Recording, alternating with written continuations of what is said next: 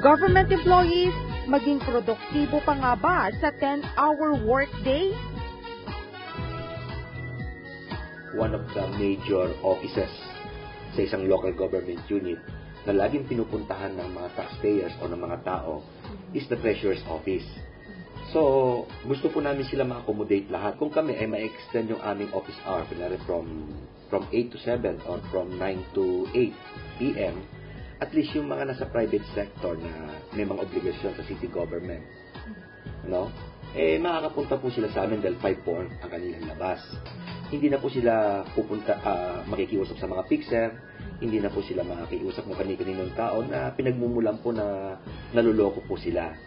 So, para sa akin po, magandang panukala ito. At aside from that, yung ating traffic situation, makakabawas ito ng mga sakyan na sa kalsada dahil sa tingin ko po, napakalaki din po ng volume ng mga sakyan na pag-aari po ng mga city government employees. Nagbabalik po ang ating palatuntunan sa ganang mamamayan at patuloy po kasama natin sa loob ng himpilan si Director Liza Agamata, ang chief po ng Public Assistance and Information Office ng Civil Service Commission. Ma'am, isa-isa natin po yung mga requirements. May mga nilagay kayo requirements sa mga tanggapan ng gobyerno na dapat na gumawa ng 4-day work week. Dapat yung mga online transactions nila accessible. Tapos, dapat meron silang one-stop shop. At meron silang mga baseline data sa performance. No, iba-iba yan. Employee satisfaction, turnover rate, client satisfaction. Dapat kompleto sila ng mga data na yan. At dapat meron silang call center. Ayun. Kung kayo tatanungin, sinong ahensya ng gobyerno, anong ahensya ng gobyerno ang sa tingin nyo applicable itong programang ito? Actually, yung mga heavy sa frontline, applicable din. Applicable sapagkat kamukha nung footage natin, yung city treasurer ng Quezon City. Tama yung sinabi niya na after 5, bukas ang government office. So yung mga taga-gobyerno at taga-pribadong sektor, pwede silang mag-transact after 5 to 7. At ganun din naman, kwalipikado din naman yung mga research development ang ginagawa. Sapagkat yung kanilang trabaho, pwede naman nilang ipadala online.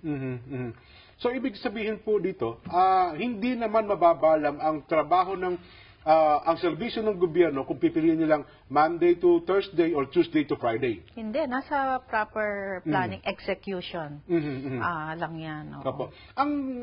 Sabi din ho ng iba nating kababayan, hindi, ang problema ho kasi natin minsan, alas 5 ang out, alas 4 pa lang, nagre-relax na yung mga empleyado ng gobyerno. Hindi ho kaya mauusod lang din kung patatagalin lang natin yung kanilang serbisyo sa bawat araw? This gives them an opportunity to react doon sa nandun sa yung text kanina, tama po.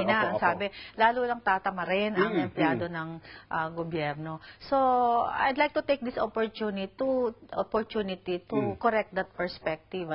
Maaring yun yung lumang tugtugin. No? Ang Civil Service Commission is implementing the performance governance system. Kunyari, sa frontlines naman lang, sa frontlines pa lamang, nakabantay na kami.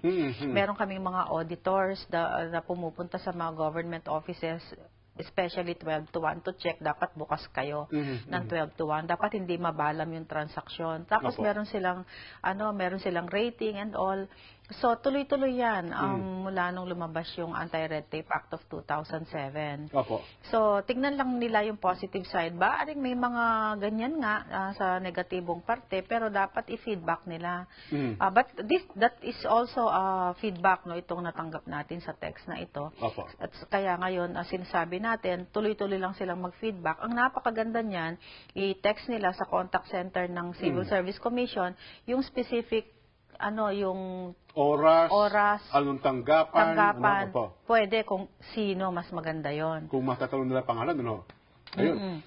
Kasi ang problema kasi sa iba nating kababayan, titignan lang tapos meron pala sa kinikimkim sa sama ng loob sa kanyang sarili, pinakamabuti, kung meron kayong nakitang gano'n, i-report na natin, di ba? Para may bahagi sila. Well, nagtag sa atin si Kong Dante Marcoleta, sabi po ni Kong Dante, hindi kaya magamit ang 4-day work week sa hindi tamang dahilan?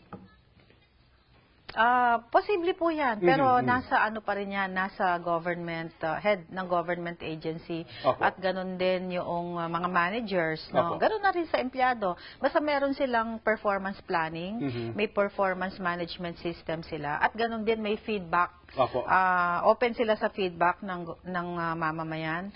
Ay napaka-epektibo po niyan. Kaya nga po kami, doon sa aming polisiya, meron kaming contact requirement na dapat merong contact center yung ahensya. At kami din, meron kaming contact center facility. Hindi lang yan isang hotline, isang tao, isang sumasagot. Hindi po. Marami po ito. Isang contact center facility na merong 25 people in all, and we are using a software to monitor itong mga feedback. And then we call the attention of the agency immediately through a formal letter. Example, kunyari may nag-report siya sa DFA sa ganitong kanto, sa ganitong oras, ganito yung description ng sitwasyon, may fixer, ganyan. So, nireport sa amin yan, totoo yan. And then we wrote the Secretary of DFA immediately.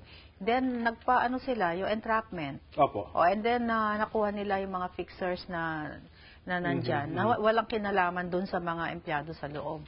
Talagang ginagawang hanap buhay nitong mga taong